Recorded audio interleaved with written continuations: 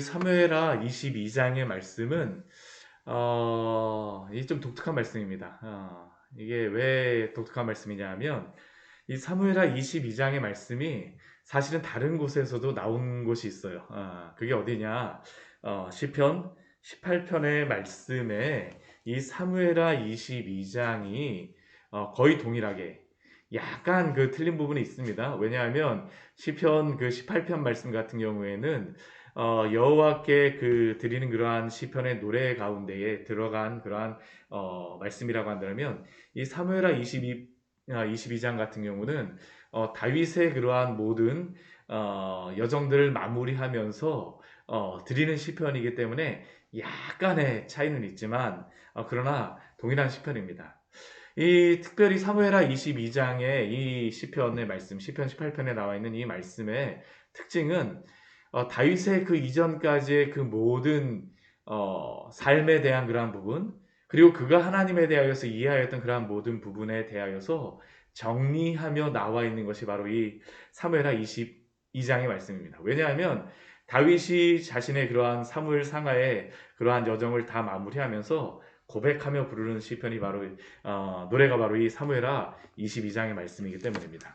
오늘 사무엘하 22장의 말씀은 이렇게 시작을 해요. 이 시편을 부르는 그러한 시작의 때를 우리 1절 말씀을 이렇게 말씀하죠.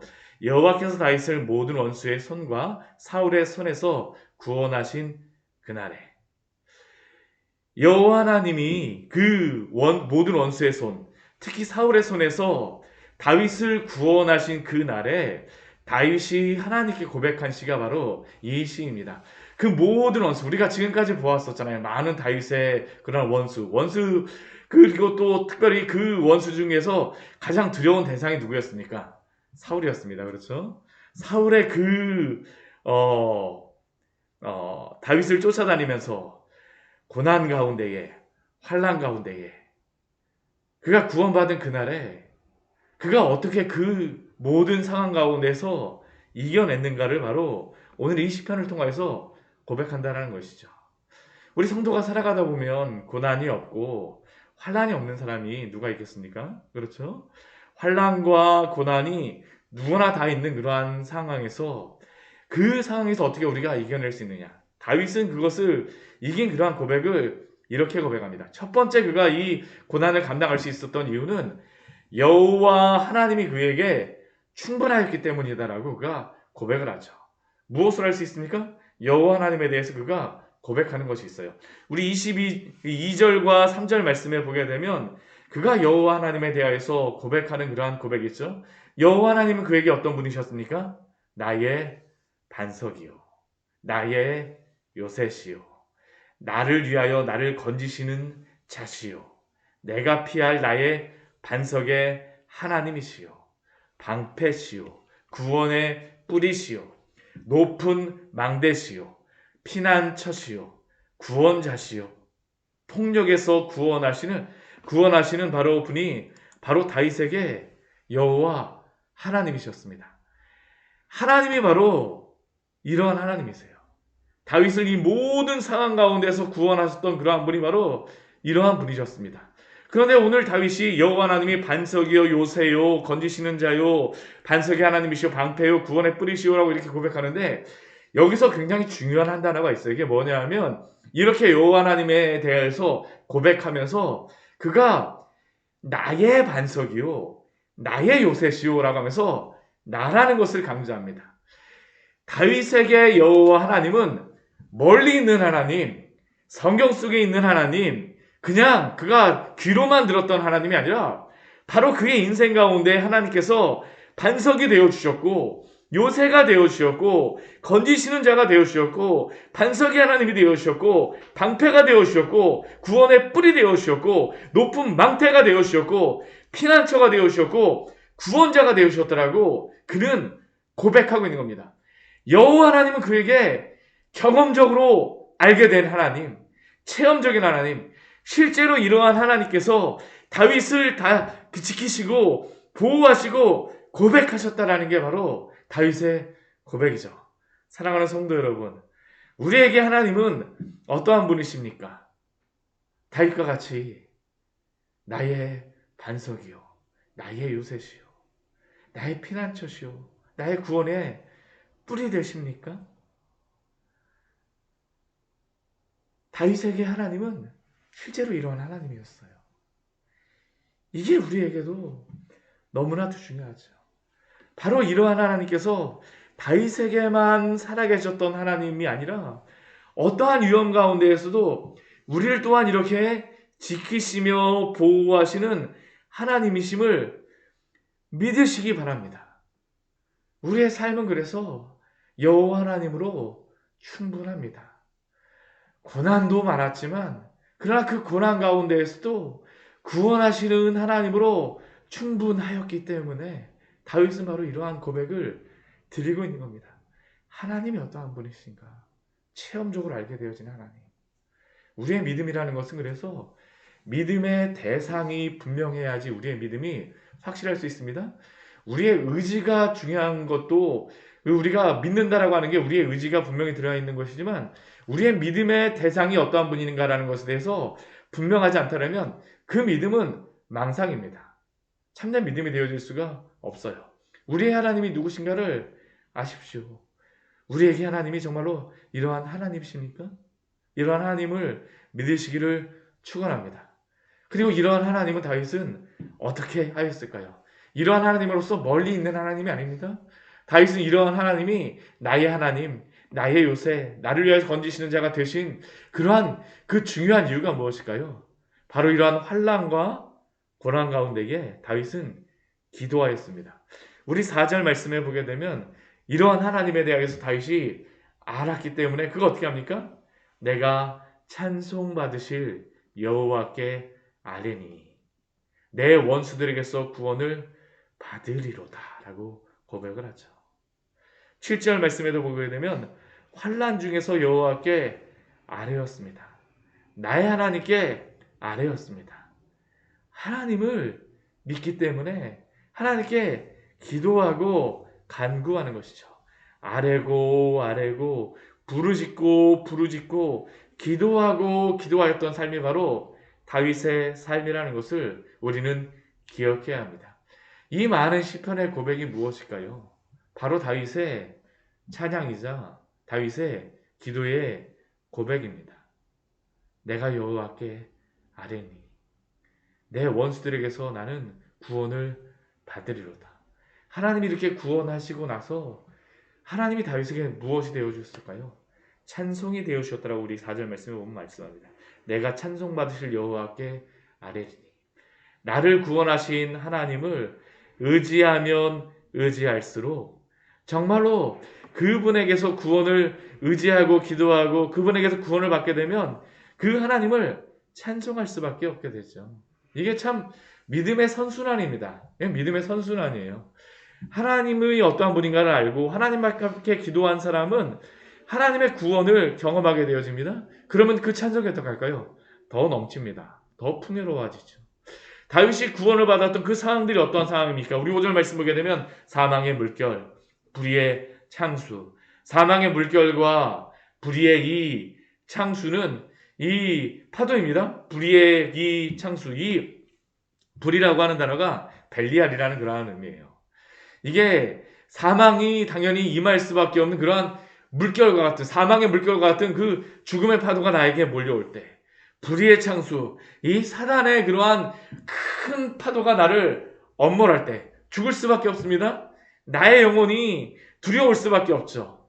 스올의 줄이 나를 둘렀습니다. 사망의 올무가 내게 이르렀습니다. 이러한 것들은 빠져나갈 수 있는 방법이 없어요. 근데 다윗이 어떻게 빠져나갑니까? 주님께 기도함으로. 주님이 그의 기도를 들으시고 들으셨다라고 7절 말씀에서 그가 고백합니다. 내 소리를 들으시며 나의 부르짖음이 그의 귀에 들렸도다. 이건 체험적인 신앙이죠. 신앙이라고 하는 것은 그래서 체험적일 수밖에 없습니다. 신앙은 항상 체험이 동반될 수밖에 없어요. 우리가 환상을 봤다, 큰 기적을 봤다, 그게 아니라 하나님이 어떠한 분인가를 내 삶 속에서 가장 작은 한 발자국 걸어가면서 경험하는 것이 바로 신앙의 삶입니다. 다윗이 바로 그것을 고백해요. 우리 뒤에 말씀해 보게 되면 이렇게 다윗이 고백할 때에 하나님께서 어떻게 하십니까? 다윗에게 오십니다. 하나님께서 다윗의 기도를 들으세요. 하나님께서 응답하십니다. 우리 8절서부터 우리 그 16절까지의 말씀을 보게 되면 하나님이 다윗의 기도를 들으시고 나타나시는 그러한 모습을 이렇게 그가 묘사합니다. 땅이 진동하고 다윗이 이렇게 기도하고 부르짖을 때에 그 하나님께서 들으실 때에 땅이 진동하고 어떻습니까? 하늘의 기초가 막 요동을 합니다. 흔들립니다. 그 코에서 연기가 오르고 입에서 불이 나오고 그 불의 숯이 피었다는 겁니다. 하늘을 들이우고 강림하시고 그의 발 아래는 어두컴컴한 것이 있었습니다. 그룹을 타고 나르시면서 바람 위에 나타나셨습니다. 흑암과 공중의 빽빽한 구름 가운데에 하나님이 임하셨고 그 광채 가운데에 하나님이 나타나셨다라고 그가 고백합니다. 14절 말씀 보게 되면 하늘에서 우레소리를 내시고 지존하신 자가 음성을 내십니다. 화살을 날려서 그 원수들을 흩으시고 무찌르셨다라고 그 다윗은 고백합니다. 이렇게 나타나시면 어떻게 됩니까? 세상의 기초가 나타났다라고 이야기를 하죠. 나타났다라고 이야기를 합니다. 그리고 그 가운데 다윗은 무엇이라고 고백합니까? 우리 17절 말씀 보게 되면 손을 내밀어서 하나님이 다윗을 붙들어 주시고 아까 그 사망의 파도 불의의 창수가 엄물하는 가운데 하나님이 손을 내미시고 붙드시고 그 많은 물 가운데서 건져내셨습니다. 건져내셨어요. 그래서 그 재앙의 날에 여호와께서 의지가 되시고 또한 넓은 곳으로 그를 기뻐하심으로 구원하셨다라고 말씀합니다. 물론 우리가 이 말씀, 우리가 그 방금 전에 보았던 8절서부터 우리 그 20절까지의 그러한 그 역사들은 다윗의 인생에서 실제로 다 이러한 일이 눈에 보이게 임하였던 적은 없습니다. 우리가 실제로 다 다윗의 그 전쟁터라든가 그러한 곳에서 여호와 하나님께서 이렇게 임하셔서 그에게 나타나신 것을 본 적이 있습니까? 나오질 않았어요. 나오지 않았습니다. 그러나 다윗은 여호와 하나님이 아니면 이러한 사망의 물결과 불의의 창수 가운데에 구원을 얻을 수 없는 그러한 상황 가운데 그는 항상 있었죠. 그러한 상황 가운데 그는 너무나도 고난을 당하곤 했습니다. 그러나 어때요? 그러한 때마다, 그러한 재앙의 때마다 그는 하나님의 구원을 경험하였던 겁니다. 우리가 실제로 그렇습니다. 고난이 크고 환난이 클 때 이거는 도저히 이루어질 수가 없는 그러한 상황이에요. 도저히 우리에게 이러한 구원이 있을 어떠한 방법이 하나도 없다. 근데 하나님께서 어떻게 하세요? 구원해 주시고 인도해 주시는 걸 보면 하나님이 얼마나 큰 분이라는 것을 우리로 하여금 깨닫게 하십니다. 진짜 하늘을 그 들이우시고 임하시는 그 하나님의 그 영광스러움을 우리는 경험하게 되어지는 것입니다. 다윗의 고백이 바로 이것이죠. 그 고난 가운데 어떻게 이것에서 구원을 얻을 수 있을까? 하나님이 구원하셨던 겁니다. 다윗은 이것이 정말로 실제적인 그의 삶 속에서 하나님의 그 구원에 대한 고백입니다. 하나님에 대한 구원의 고백이에요. 그러한 하나님을 믿기에 다윗은 어떻게 살아갔다라고 고백합니까? 우리 21절서부터 우리 25절까지의 말씀에 오게 되면 다윗은 여호와 앞에서 공의를 따라 그 다윗에게 상 주시며 내 손의 깨끗함을 따라 하나님께서 갚으셨다라고 이야기합니다. 고백합니다. 여호와의 도를 자신이 지키고 악을 행함으로 내가 내 하나님을 떠나지 아니하였다라고 고백을 해요. 법도를 내 앞에 두고 그의 규례를 버리지 아니하였다라고 이야기합니다. 완전하여서 그 여러 가지 죄악 가운데 스스로 지켜서 자신이 피하였다라고 이야기합니다. 그래서 여호와께서 어떻게 하셨습니까? 다윗의 의대로 그의 눈앞에서 내 깨끗한 대로 자신에게 갚아주셨다라고 그는 고백하죠. 그러나 이것은 다윗이 스스로 의롭게 함으로 하나님께 구원을 받았다는 그런 고백은 아닙니다. 우리는 다윗의 말년의 모습을 보게 되면 그의 흠과 결이 드러난 것을 발견할 수 있었습니다. 그렇죠. 밧세바를 범한 이후에 실제로 다 다윗에게 있었던 그 여러 가지 죄악의 모습들, 우물쭈물하며 하나님의 그 공의를 행하지 못하는 그러한 다윗의 모습들을 발견합니다. 이것이 다윗의 그러한 연약함의 모습들을 하나님은 가감없이 보여주셨어요. 그러나 그러한 가운데에서도 다윗이 놓지 않았던 것이 무엇입니까? 하나님의 구원되심을 믿고 끝까지 하나님을 의지함으로 그의 말씀에 따라서 믿음의 분투의 삶을 살아갔다는 것이죠. 한번 넘어졌다 해서 나는 도저히 할 수 없어라고 그는 포기하지 않습니다. 또 다시 하나님 의지하여서 또 다시 가는 겁니다.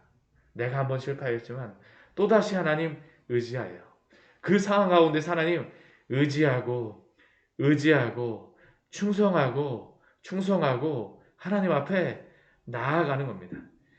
이것이 쉬운 삶이 아니죠. 근데 어떻게 이렇게 살아갈 수 있습니까? 어떻게 이렇게 충성된 삶을 살아갈 수 있습니까? 이렇게 하나님 앞에서 이렇게 믿음의 분투를 하며 살아가는 사람들에게 하나님이 주시는 은혜가 있어요. 그것은 열심히 노력하고 충성한 사람들은 자신의 힘과 능력만으로 되지 않는다는 것을 발견하게 됩니다. 내가 열심히 노력하였는데 내 힘만으로 되지를 않아요. 근데 하나님을 믿고 하나님이 어떠한 분인가를 아는 사람들은 어떻게 할까요? 거기서 포기하지 않습니다. 내 힘으로 안 되는구나라는 것을 발견하기 때문에 다시 한번 하나님께 의지하는 겁니다. 다시 한번 하나님을 간구해요.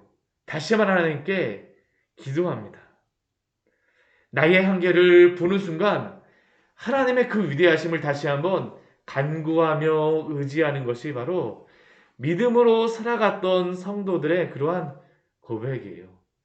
이게 바로 고난을 통하여서 그 믿음이 연단되어지는 방법입니다. 내가 한번 실패했지만 그게 끝이 아니에요. 왜냐하면 우리 하나님이 끝이 않으시기 때문이죠. 그 고난 가운데서 다시 붙들어 주시는 하나님을 바라보며 다시 주님 앞에서 뛰어가는 것입니다. 이게 바로 하나님을 의지함으로 열심히 믿음에 분투를 하였던 사람들에게 하나님이 날마다 주시는 은혜입니다. 포기하지 않도록 하나님이 그 마음을 붙잡아 주시는 것, 그게 바로 하나님의 은혜예요. 다윗의 삶 속에 바로 이러한 분투를 살았다는 겁니다. 내가 실패했지만 다시 한번 하나님 의지함으로 다시 한번 뛰어가겠습니다. 오늘도 바로 이러한 믿음 갖고 우리 주님 의지함으로 날마다 승리하기를 축원합니다. 같이 기도하도록 하겠습니다. 하나님 아버지, 오늘 말씀을 통하여서